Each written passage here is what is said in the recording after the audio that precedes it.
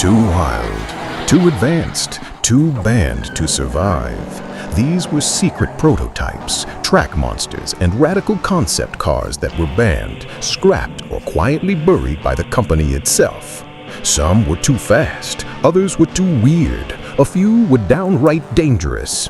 Here are 8 secret Ford cars that got banned before they ever hit the streets. Make sure to subscribe and smash the like button. Number 8. Back to a time when rock and roll was young, gas was cheap, and the idea of an electric car seemed as crazy as a robot butler. And yet, here it is, the Ford EXP EV prototype, quietly drifting into the 1960s like a science project lost behind a vending machine. Based on the sleek little Ford EXP Coupe, this prototype was one of the company's first serious attempts at electric vehicles. And by serious, we mean, well, sort of. It was experimental in every way, from its lead-acid battery to its near-silent top speed that made you wonder if it was even on or just thinking about it. So, why haven't you heard of it? Because it was quickly buried like an awkward family secret. The battery technology was primitive. Think refrigerator-sized cells that weighed more than your cousin's Buick. Range? Possibly solid on a good day. Charging? Hopefully you had a weekend. And don't even get me started on crash safety. One failure and the batteries could set off fireworks. Then came the internal politics. Ford was making big money on Mustangs and Thunderbirds. The EXP EV? It was the quiet kid in the corner, asking for funding and not getting it. Eventually, it disappeared faster than a free donut at a meeting. But here's the twist. This weird EV experiment paved the way. It proved that Ford was already thinking about electric cars decades before Tesla came along, even if they did put the idea 40 years away. So let's take a metaphorical charging cable to the EXP EV, a weird, whispering, wonderful relic that dared to dream of electricity before it was cool.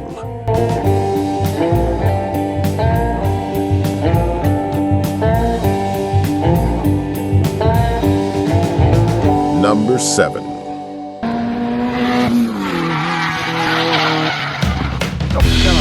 Ladies and gentlemen, fasten your seatbelts, or maybe don't, because the car we're talking about today didn't care much for safety belts or safety at all. Ford RS200, the rally monster America couldn't handle. Introducing the Ford RS200, a turbocharged, all-wheel drive, mid-engined freak of nature, born for one thing: Group B Rally, the wildest, most unhinged era in motorsport history. This car was like if a go-kart married a rocket and gave birth to a Banshee on wheels. Now here's the thing. Ford built this beast in the UK, but tried to offer it in the US as a kind of barely street-legal thrill machine. And the US government took one look and said absolutely not. Why was it banned? Simple. It was too fast, too loud, and way too dangerous. The RS200 had over 450 horsepower, a 0 to 60 time under 3 seconds, and the crash protection of a cardboard box in a hurricane. It didn't just break speed limits, it laughed at them while doing four-wheel drifts. This thing was so lethal that even rally organizers gave up. After several fatal accidents in Group B, the entire class was shut down, and the RS200 became a legend overnight. The kind of car you'd whisper about at commies like it's some kind of mythical beast. In America, never road certified. It didn't meet crash standards, emission standards, or really any standards except for pure chaos. The only way you could legally own one is if you convinced the government it was a show and display car, basically a museum piece with a turbo. So in the end, the Ford RS200 was the rally dragon that never got to breathe fire on US soil. Too fast to fail, too dangerous to sell, and yet somehow too cool to forget. Number 6. One of the greatest automotive masterpieces of the 21st century, the Ford Shelby GR1 concept car. A car so gorgeous it looked like it was carved from a speed-hungry, chrome-loving Greek god. Introduced in 2004, this stunning car was Ford's love letter to the legendary Shelby Daytona Coupe, but with a 6.4-liter V10 engine, rear-wheel drive, and a body made almost entirely of polished aluminum. That's right, it was essentially a mirror that could go from 0 to 60 miles per hour in under 4 seconds. So why haven't we seen one of these beauties on the streets? Because, let's face it, hand-building supercars from shiny aluminum isn't exactly cost-effective unless you're selling gold bars in the trunk. The GR1 was too expensive to mass-produce, and it couldn't meet modern safety standards without a complete overhaul. Airbags? Crumple zones? Puh, the GR1 chose to die rather than be practical. It wowed at every auto show it touched, and then, like a supermodel with commitment issues, it disappeared. Poof, gone. Back in the Ford design archives, probably next to a dusty stack of what could have beens. But here's the rub. Even though it never made it into production, the GR1 remains the epitome of untapped potential. It's the one that got away for car enthusiasts, a V10 terror in a tuxedo that showed us what muscle cars might look like in the future if accountants didn't exist. In short, the Shelby GR1 was the coolest ghost of the 2000s and proof that sometimes dreams come on 4 wheels, make 600 horsepower, and then disappear before you can say, "Take my money." Number 5. Introducing the 1969-70 Ford Mustang Boss 429, a muscle-bound brute created not because Ford wanted to dominate the streets, but because they wanted to crush NASCAR. See, NASCAR rules said, you want to race it, you gotta build at least 500 for the street. So Ford, with a wink and a prayer, took their massive 429 cubic inch V8, originally meant for the high-banked chaos of oval racing, and jammed it into a Mustang shell. Problem was, the engine didn't fit, like at all. Ford had to call in Carcraft, a specialist shop, to surgically alter the Mustang's front end just to cram this behemoth of a motor in. It was like trying to stuff a bear into a gym locker. Tight, awkward, but technically possible. And voila, the Moss 429 was born. Street legal? Technically, yes. Practical? Not even a little. This thing idled like a washing machine full of bricks and guzzled fuel like it had a grudge against gas stations. It had a huge domed hood, massive power, and a price tag that made average buyers go, "Wait, you want how much for something I can't take through a drive-thru?" But make no mistake, the Boss 429 was a loophole on wheels, a snarling low-volume legend built only so Ford could flex on the NASCAR track. And just as quickly as it appeared, emissions laws and safety regs tightened, and the Boss got the boot. Today, it's a mythical beast, part race car, part muscle icon, part regulatory gamble. And somehow, Ford pulled it off. So the next time someone says rules were meant to be broken, just point to the Boss 429 and say, "Nope, just bent a little."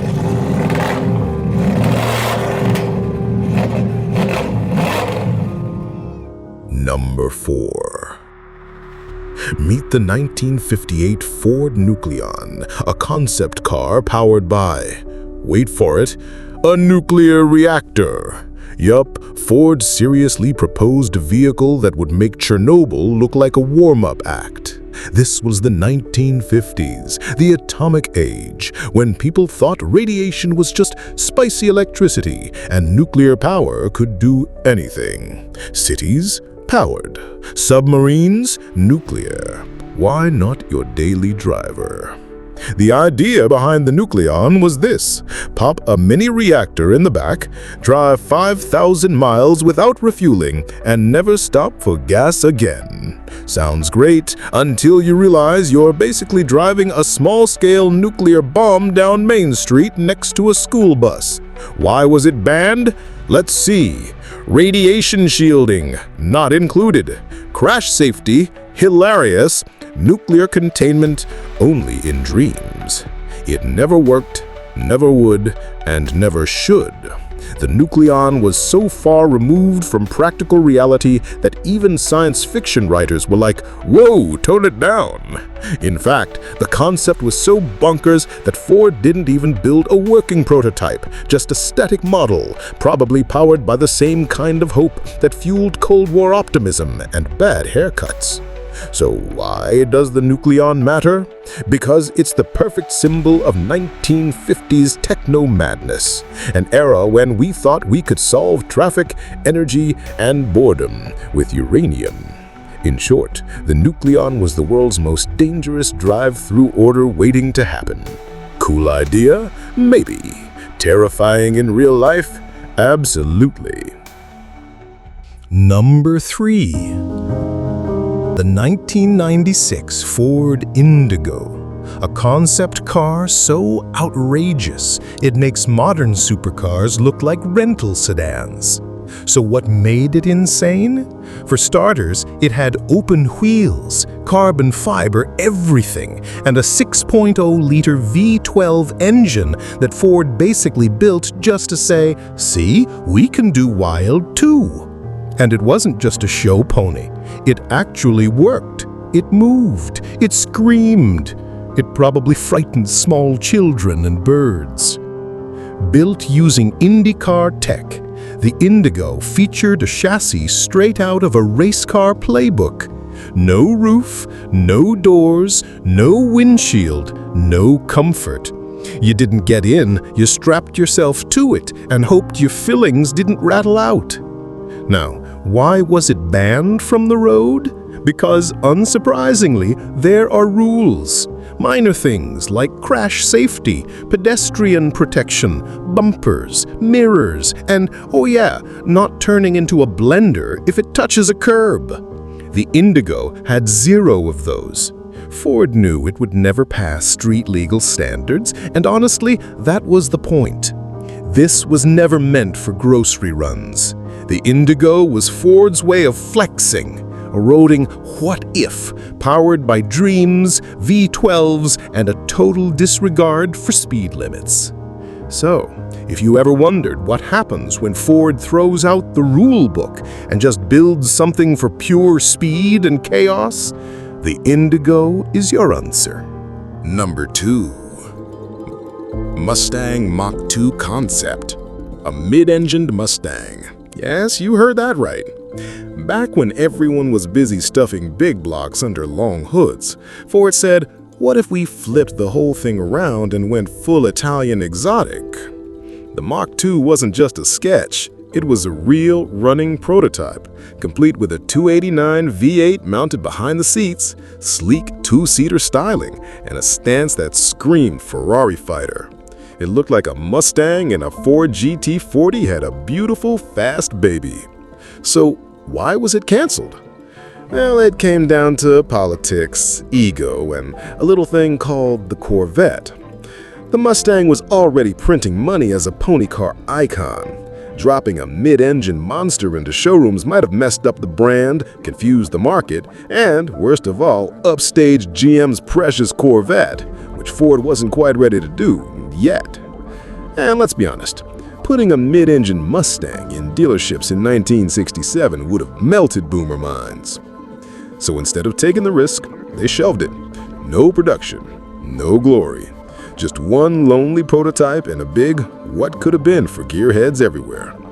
Today, the Mach-2 lives on in the What If Hall of Fame, a car that proved Ford had the guts to go radical, but maybe not the guts to follow through.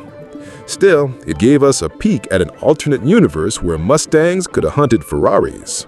Sometimes the coolest cars are the ones that never make it past the boardroom. Number 1. The Ford GT90, a concept car so outrageous it made Ferraris look like taxis. This thing had a 720 horsepower quad turbocharged V12. That's right, quad turbo. Basically, 4 hairdryers strapped to a mutant engine made from 2 V8s smushed together. Because why not? The GT90 was shaped like it crashed out of a video game. It had a sharp, wedge-shaped body, butterfly doors, and a top speed north of 250 miles per hour. In theory, no one dared floor it long enough to confirm. Why? Because this wasn't just a car, it was a rolling danger zone. So why was it banned? Or more accurately, never made road legal? Easy. No airbags, no emissions compliance, no crash testing. And oh yeah, the exhaust reportedly got hot enough to melt nearby bumpers. Seriously.